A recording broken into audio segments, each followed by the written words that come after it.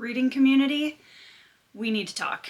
The online book community is an incredible, amazing place. I have made some very deep, real, lasting friendships here. I've been part of so many incredible discussions about books that I may or may not have even discovered if it wasn't for the community here.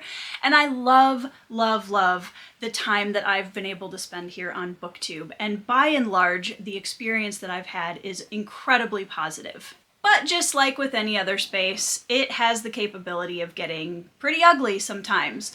And I finally decided that enough was enough, and I wanted to talk about it because there is an issue that has been coming up over and over and over on Booktube, and not just recently. This is something that I've been observing and aware of since I started Booktube, and honestly, even before I joined the online community. This isn't simply an online community problem, but I do think that it is very amplified once people get on the internet. It's no secret that the online book community is incredibly passionate, and that's part of the reason why it's such an amazing space to be part of. Because anytime you get a large group of people together who are incredibly passionate about something they love, beautiful things can happen. However, there's also the capacity for that kind of twisting the other way, and that's something that I wanted to address. There's a huge difference between having a strong emotional connection to an author or the books that they've written or a specific series, and deifying those authors, putting them up on this pedestal of perfection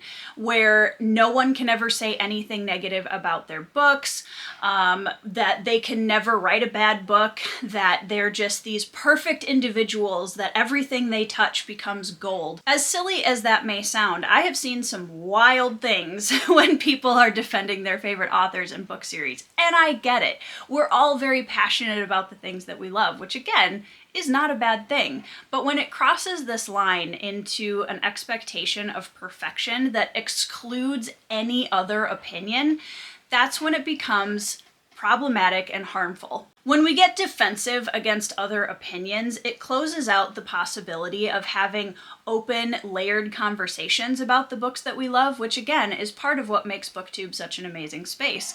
There's so many books that I've read that I've been introduced to completely new perspectives on because of the conversations I've been part of, and it has drastically expanded my awareness of that individual book, but also my reading as a whole. Sometimes that strong emotional connection that we have crosses the line into a more unhealthy relationship where we are wrapping up our personal identity and experiences with an author's body of work or a specific book or series.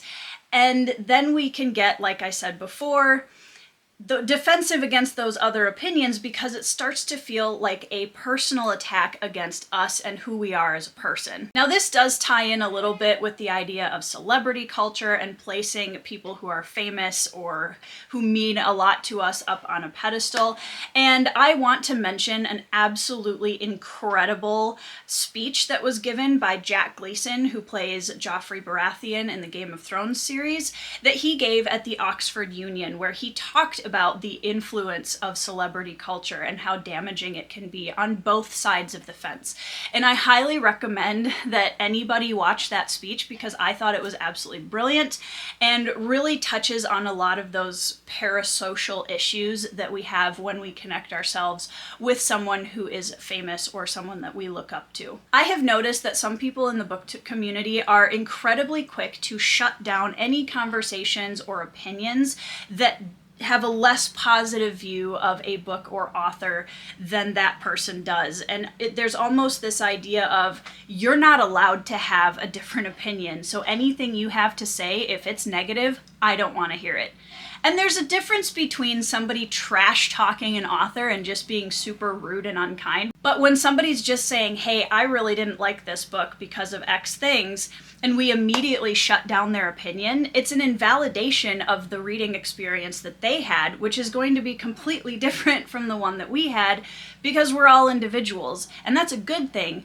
But sometimes I feel like we pull away from that as a book community where we're like, oh, I don't know, it's really important to me and I can't handle you having a different opinion on that. I want to highlight 2 experiences here. One was with Ship of Magic by Robin Hobb, which is book 1 in her Live Ship Traders trilogy, and that is a much beloved book. People absolutely love that book for the most part. And I really did not have a good time with it. It made me want to DNF the series, which I have for the time being. And I have a very good friend here on Booktube named Derry from Derry's Read It Before, and she is a massive Hobb fan. In our book community, her name is basically synonymous with Hobb at this point. She's read much of the Realm of the Elderling series at least 20 times or something insane like that, and she knows these characters incredibly well. And she and I had a chat because after my experience with Ship of Magic, I immediately went to talk to Derry and we talked through my experience. We ended up even having a live stream show about it in which Derry was incredibly supportive of the experience that I'd had. And that also created a space where I was really intrigued to hear her side of the story and what she loved so much about the book. I didn't change her mind about the book. She didn't change my mind about the book, but we both went away from that conversation having learned something from each other. Now, on the opposite end of the spectrum, I also read Larry McMurtry's Lonesome Dove this last year, and I also wasn't a big fan of that. In every video that I've made, I've talked about how I think Larry McMurtry is a really excellent writer, and I really appreciated the atmosphere and some of the character work that he did in the novel. However, there were some things that really took away from my enjoyment of the book that made me end up not rating it as highly as a lot of my friends did who were buddy reading it with me at the time. The number of comments and messages I've gotten about this book, you guys, like, I have gotten to a point where I regret reading it. Because where I started out was that I could understand why other people really enjoyed the book. It just wasn't a hit for me, and that was fine, and I was ready to move on. But the number of people who have expressed negativity toward my personal experience reading that book has really been surprising to me. I understand that it's a beloved book, but again, I'm not trash talking the author. I have said that I've been very clear about what I didn't like about it, and it seems like people almost take it as a personal attack where they can't imagine a world in which someone would have a difference of opinion to them with their favorite book. Hey guys, this is Editing Tori, just popping in really quick to clarify because I want to make it very clear that all of my lovely audience members who come in on my channel and joke about me not liking their favorite books, that is not what this video is about.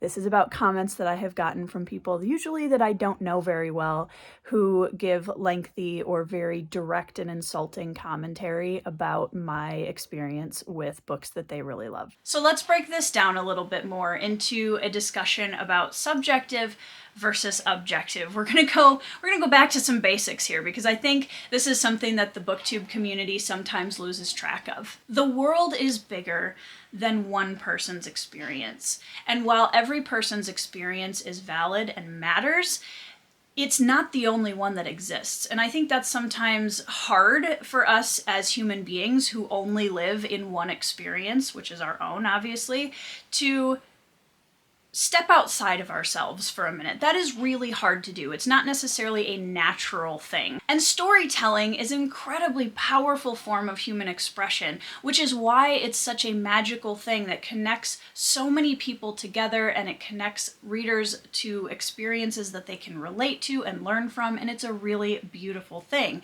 But it's also important to remember that each of our individual experiences with that storytelling, that's not the only one that's out there. Our subjective experience with the books that we love is not universal. And that's not a personal attack on us. It's not a personal attack on the book or the author. It's just a fact of humanity being varied and all of us having different things to bring to the discussion table. Every person brings a different set of preferences, experiences, their background, their worldview, everything to the reading experience that they have. So when you shut down those differences of opinion on a book that you really love, you close the door on the opportunity to learn something from someone else, to become aware of others' perspectives, whether it changes your opinion on the book or not. Either way, it can really expand your knowledge of the book and the wider scope of reading. And after recognizing that the world is bigger than one person's experience, I think it's also really important to remember that disagreement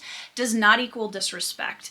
And I feel like on a larger scale, that is a concept that the online community as a whole, with pretty much any topic, really has lost. The skill of being able to sit down at a table with people who have different opinions or different perspectives or different backgrounds than you and have a conversation in which you can have differences of opinion and disagree without completely losing it because it's different or because you don't agree and you're upset about it is a dying art. And I think especially on the online community where it is so easy to just jump in and say whatever's on our mind, and then we can close the laptop or close the phone and walk away from it, it allows us, I think, to remove ourselves from the challenge of saying, okay, but why?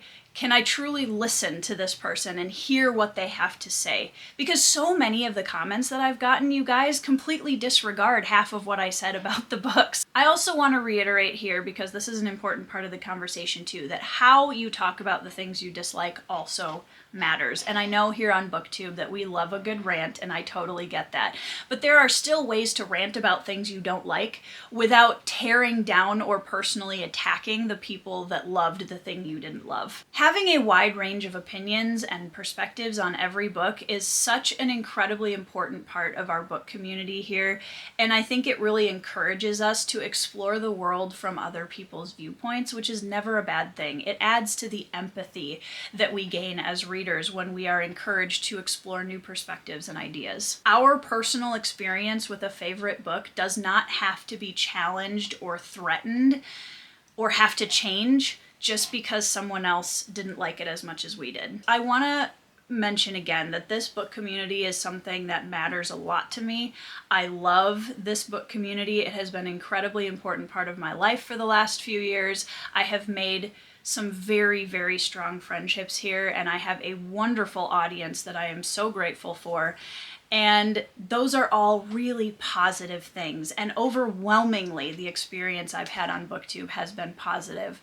But this specific issue, I have noticed, is something that pops up everywhere a lot. On my channel, on other people's channels, in Discords, on Twitter. This is an issue that I feel like affects the larger community of readers and is just something that I wanted to draw some attention to, specifically because of some of the comments I've been getting in the last few months about my opinions on certain books. And to anyone who absolutely loves a book that I didn't like, whether it was last year or way before that, that's awesome, and I am so happy that you loved that experience with that book, and I just encourage you to recognize that just because you had a specific experience with it doesn't mean that mine has to be the same. I would love to hear down in the comments below any experiences that you've had with this topic, if you've gained new perspective on a book that you've always loved from hearing someone else's opinion or experience with it, if you've been part of discussions that really made a big impact on you, or if you've had somebody ever get upset at you for not liking their favorite book. I feel like that's a pretty universal experience for most of us here in the reading community.